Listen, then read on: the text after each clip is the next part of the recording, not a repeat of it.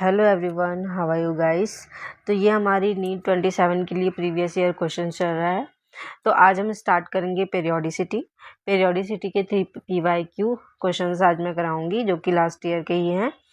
ठीक है, जो कि आपके एग्जाम में रिपीट हो सकते हैं, तो वीडियो को पूरा देखिएगा। तो चलिए स्टार्ट करते हैं। पहला क्वेश्चन है, द आयंस, आपके पास आयंस दिया गया है O2 minus ion, fluorine minus ion, sodium plus ion, magnesium 2 plus ion और aluminium 3 plus ion.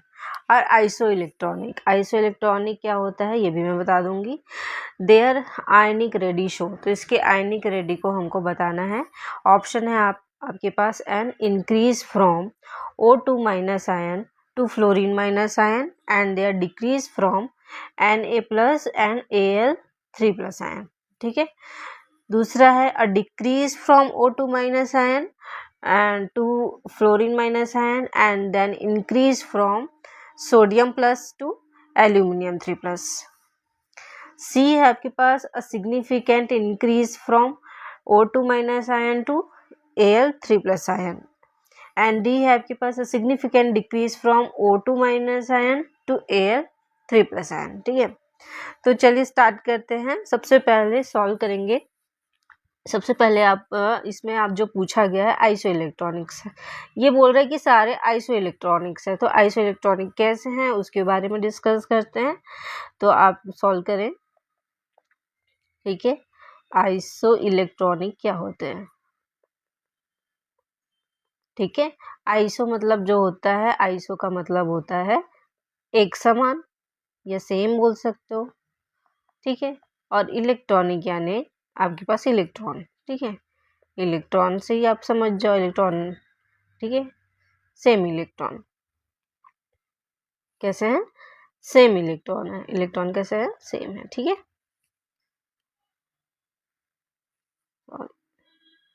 Same electron.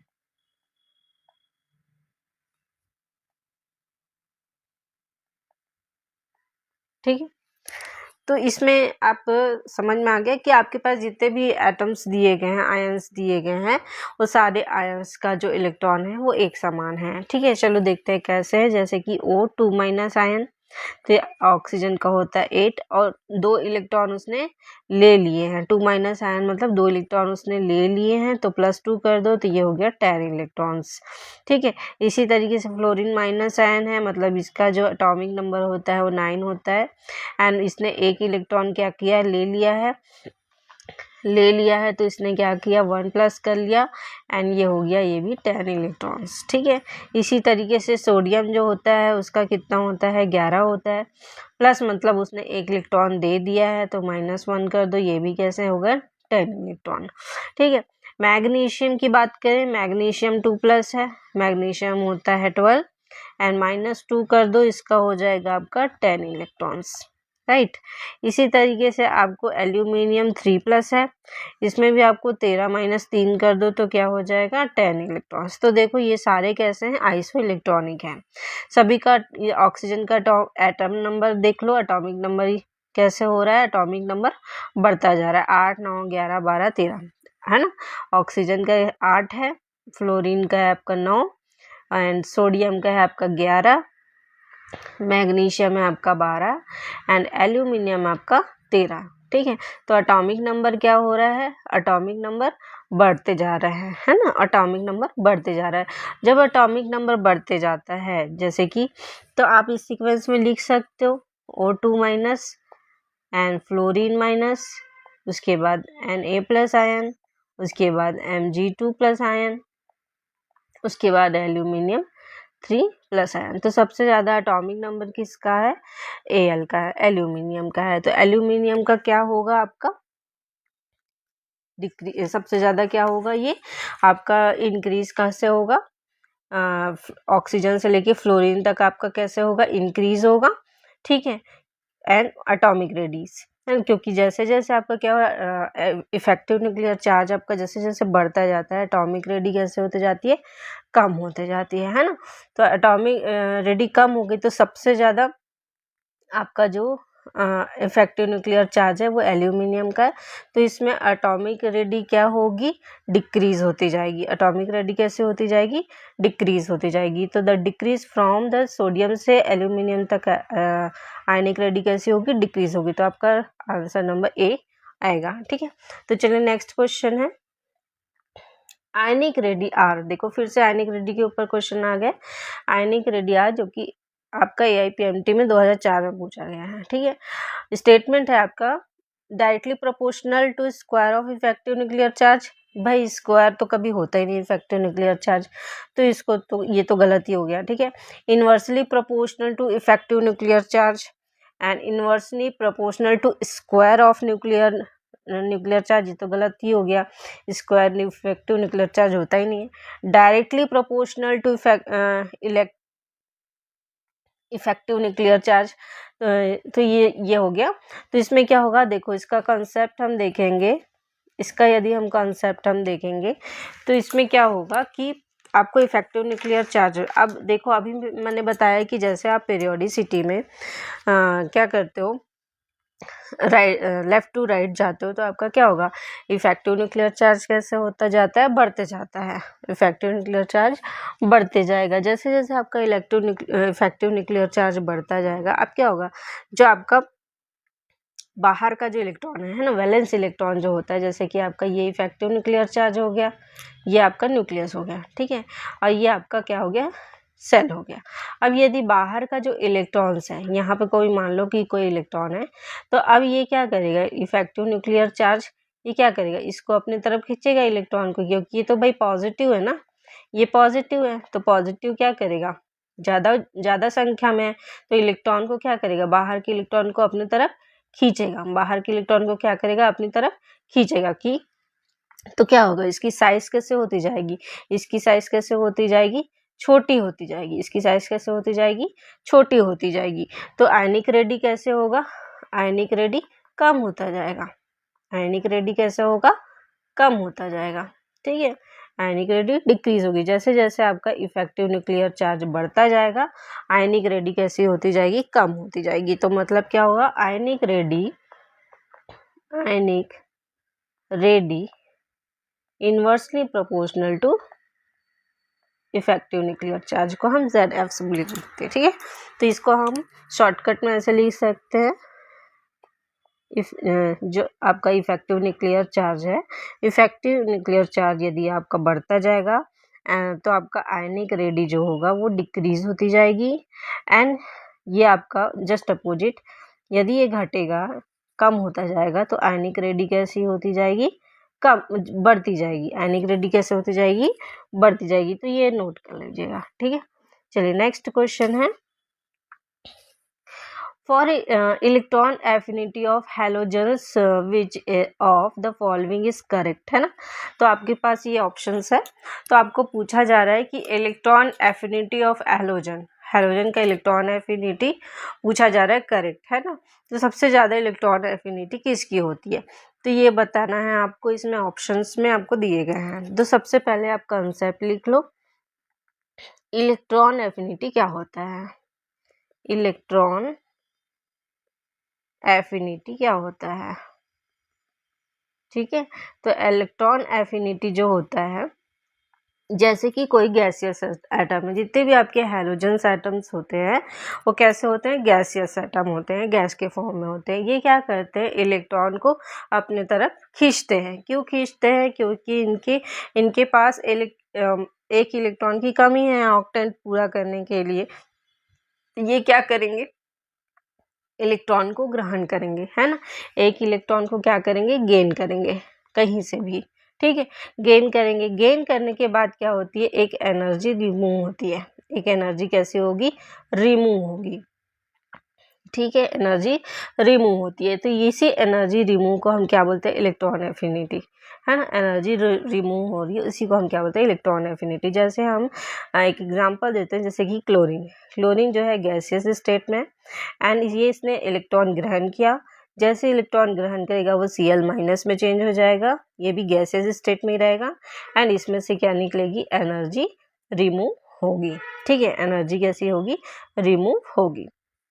तो आप यदि हम ट्रेंड की बात करते हैं, ट्रेंड की बात करें तो क्या होगा, जैसे कि हम देखते हैं कि फ्लोरीन, क्लोरीन, ब्रोमीन, आयोडीन, है ना, ये कैसे है, ये आवर्त सारणी में आपका जो पीरियोडिक टेबल में आप देखेंगे कि ये सबसे पहले फ्लोरीन आता है, फिर क्लोरीन आता है, फिर ब्रोमीन आता है, फिर आयोडीन आता है। ठीक है, इसको मैं ऐसे लिख देती हूँ ताकि ये आप कंफ्यूज मत हो।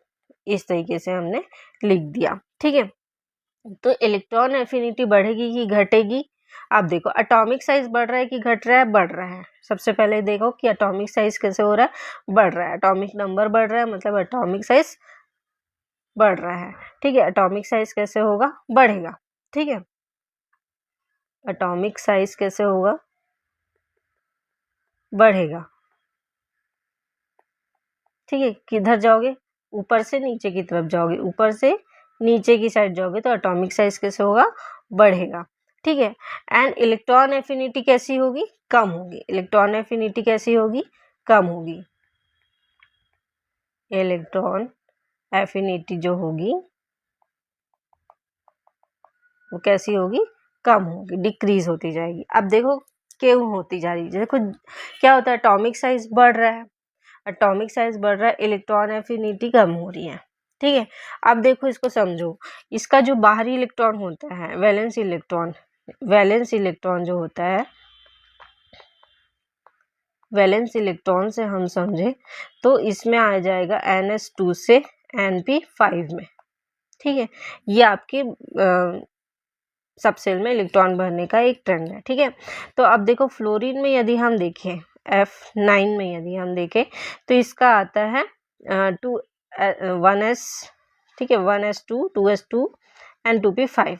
ठीक है, 1s2, 2s2 एंड 2p5। आपका इसमें आ रहा है 2p5। ठीक है, Cl17 में देखें क्लोरीन का 17 होता है तो इसमें देख सकते हैं 1s2, 2s2, 2p6, 3s2 and 3p5। देखो इसमें भी आपका आ रहा है 2 and 5। ठीक है, इसमें आपका 2 and 5। अब देखो इसमें ब्रोमीन में, देखो ब्रोमीन में आ जाएगा 35 होता है इसका, एंड ये हो जाएगा, हम ऑर्गन लिख ले 3d10 लिख लेते हैं, एंड लास्ट वैलेंस सेल आपका आ जाएगा 4s2 एंड 4p5। ये आपका वैलेंस सेल है, इसमें भी 2 और 5 है। ठीक है, आयोडीन की बात करें, आयोडीन का होता है 53, तो ये हो जाएगा क्रिप्टॉन। ठीक है, 4d10, 5s2 एंड 5p5। इसमें भी आपका 2 and 5 है। ठीक है, वैलेंस इलेक्ट्रॉन की बात करते हैं तो आप देखो कि आपको क्या हो रहा है कि आपको ऊपर से नीचे जा रहे हो, आप ऊपर से नीचे जा रहे हैं आवर्त सारणी में फ्लोरीन से आयोडीन तक। ठीक है, तो आपका फ्लोरीन कैसा है? सबसे छोटा है। फ्लोरीन की साइज कैसी है? सबसे छोटी। उसके बाद क्लोरीन की साइज आती है, उसके बाद ब्रोमीन की साइज आती है, उसके बाद आयोडीन की साइज आती है। तो आप जैसे जैसे ऊपर से नीचे की तरफ जाते जाओगे आपका एटॉमिक रेडी बढ़ता जाएगा, है ना, साइज बढ़ता जाएगा, एटॉमिक साइज भी बढ़ता जाएगा। तो क्या होता है कि इसमें देखो एटॉमिक साइज जैसे जैसे आपका बढ़ता जाएगा तो आपकी अब फ्लोरीन की बात करते हैं। फ्लोरीन की यदि हम बात करें कि फ्लोरीन में आपका 2s एंड 2p है। 2p में कितने इलेक्ट्रॉन्स है? 5 इलेक्ट्रॉन्स है। 1, 2, 3, 4 एंड 5, एक खाली है। अब बाहर से यदि इसको इलेक्ट्रॉन्स लेने हैं, बाहर से इलेक्ट्रॉन्स लेने हैं तो बाहर से इलेक्ट्रॉन लेने के लिए, क्योंकि 2p का आकार जो होता है, 2p का जो सबसेल होता है छोटा होता है, क्योंकि आपका फ्लोरीन सबसे छोटा एटम है ना, तो ये आपका बहुत छोटा होगा। तो बाहर से इलेक्ट्रॉन आने के लिए बहुत ही मशक्कत करना पड़ेगा इसको। क्यों? क्योंकि बहुत छोटा है, घुस घुस के बैठना पड़ेगा, है ना, इलेक्ट्रॉन को घुस घुस के बैठना पड़ेगा। इलेक्ट्रॉन जो बहुत ज़्यादा प्रतिकर्षण करेगा तो इस कारण इसमें से कम एनर्जी निकलती है। क्या निकलेगी? एनर्जी कम निकलेगी, कम एनर्जी निकलेगी। ठीक है, यदि हम वहीं क्लोरीन को देखें तो क्लोरीन में आपका 3s है और 3p है, मतलब आपका ऑर्बिटल का साइज बड़ा है 2p के अपेक्षा, है ना। तो आपका जो 3p की बात करते हैं तो 3p में आपका देखो 1, 2, 3, 4, 5, एक इलेक्ट्रॉन के लिए जगह है, 3p5 के लिए एक इलेक्ट्रॉन के लिए क्या है, जगह है। तो इसमें जो आसानी से इलेक्ट्रॉन्स, बाहर से इलेक्ट्रॉन आसानी से आ जाएंगे और आसानी से आके बैठ जाएंगे और एनर्जी ज़्यादा निकलेगी। एनर्जी क्या होगी, ज़्यादा होगी। तो ट्रेंड क्या होगा आपका, पहले आएगा क्लोरीन, उसके बाद आएगा फ्लोरीन, उसके बाद आएगा ब्रोमीन, उसके बाद आएगा आयोडीन। ठीक है, तो इस तरीके से आप कंसेप्ट को याद कर सकते हो। तो सबसे ज़्यादा आपका इसमें ऑप्शन आप देख सकते हो। इसमें यदि हम ऑप्शन की बात करें तो आपके पास है ब्रोमीन और फ्लोरीन। ये तो हो ही नहीं सकता क्योंकि सबसे ज़्यादा आपका किस में बोला जा रहा है, क्लोरीन में है। ठीक है, यदि आप बी की बात करें, फ्लोरीन का ज़्यादा है कि क्लोरीन का ज़्यादा है, क्लोरीन का ज़्यादा है, तो ये भी गलत हो गया। ठीक है, यदि हम सी की बात करें, ब्रोमीन का ज़्यादा है कि क्लोरीन का ज़्यादा है, भाई क्लोरीन का ज़्यादा होना चाहिए लेकिन यहाँ पे ब्रोमीन है, तो ये भी गलत है। आप देखो फ्लोरीन का ज़्यादा है कि आयोडीन का ज़्यादा है, फ्लोरीन का ज़्यादा है, आयोडीन का कम है इलेक्ट्रॉन एफिनिटी, तो हमारा ऑप्शन डी सही होगा। ठीक है, तो इस तरीके से आप क्वेश्चन सॉल्व कर सकते हैं। ठीक है, तो आज का सेशन यहीं तक। कैसा लगा आज का सेशन, अच्छा लगा होगा तो लाइक शेयर और सब्सक्राइब जरूर करिएगा। तब तक के लिए take care and bye bye.